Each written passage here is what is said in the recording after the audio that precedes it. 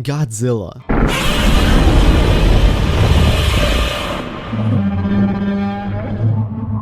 A name that is for many synonymous with destructive power.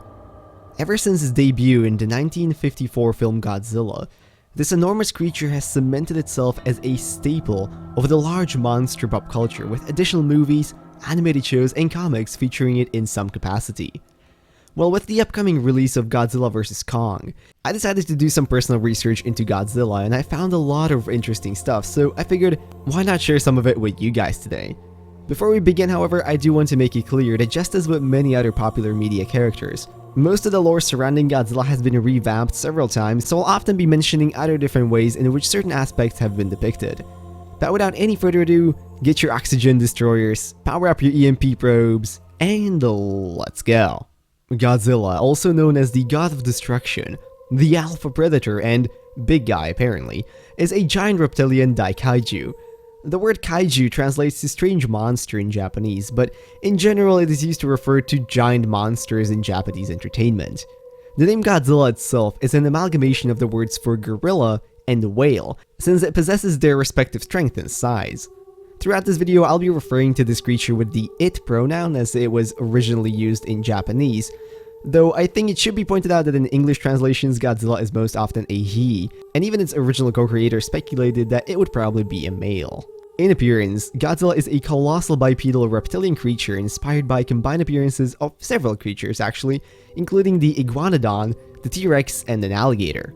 Its height hasn't been consistent over the years, with the lowest number being around 50 meters and the tallest reaching up to 300, though most commonly this range has been just over 100. It possesses two strong hind legs it stands on, a segmented tail, and two short arms finished with 4 fingers and opposing thumbs. Its body is covered in dark gray scales, with the largest protrusions being its dorsal fins on the back. Finally, in most variations it possesses a pair of gills just around its neck. Now that's quite a lot, so you might be asking, how does a creature like this come to be? Well, this is where it gets complicated because Godzilla has received quite a few different origin stories. Luckily, in all of these, some things tend to overlap. Godzilla is believed to be prehistoric, stemming from the Permian period, having lived through several extinction events and evolved coming up into the 20th century, where it was awakened with the start of the nuclear age. Now, how exactly this happened again tends to vary. Perhaps a hydrogen bomb destroyed its nest and scarred it. Perhaps nuclear fallout accumulated around it as it hibernated at the bottom of the ocean, allowing it to evolve its fantastical powers.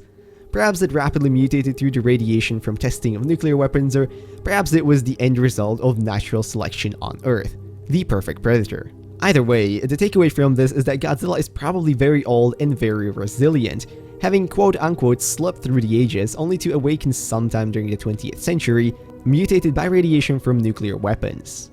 Now, lucky for us, even though in its original renditions Godzilla seemed hell-bent on destroying humanity, in the more recent ones it doesn't hate humans. In fact, it seems to not really even care about them at all, often avoiding direct conflict and only causing destruction as collateral damage during its battle with other Muto creatures. In fact, from Ghidorah, the three-headed monster, we get a translation where Godzilla says it only hates humans because they hate it. It has even been theorized that Godzilla is a force used to restore balance in nature whenever it gets disrupted. Oh yeah, and by the way, though Godzilla is mostly a loner, it has allied with Mothra before, and there are even theories of multiple Godzillas still hibernating somewhere in the ocean.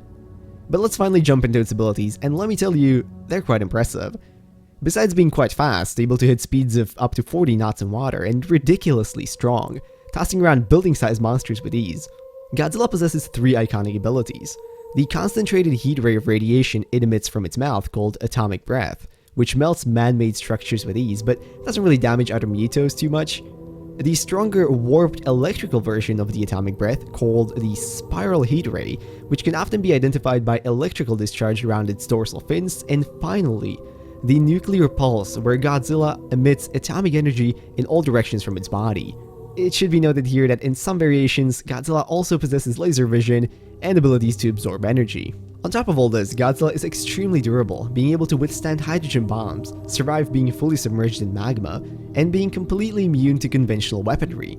It even possesses advanced regenerative abilities, being able to quickly regrow parts of its body.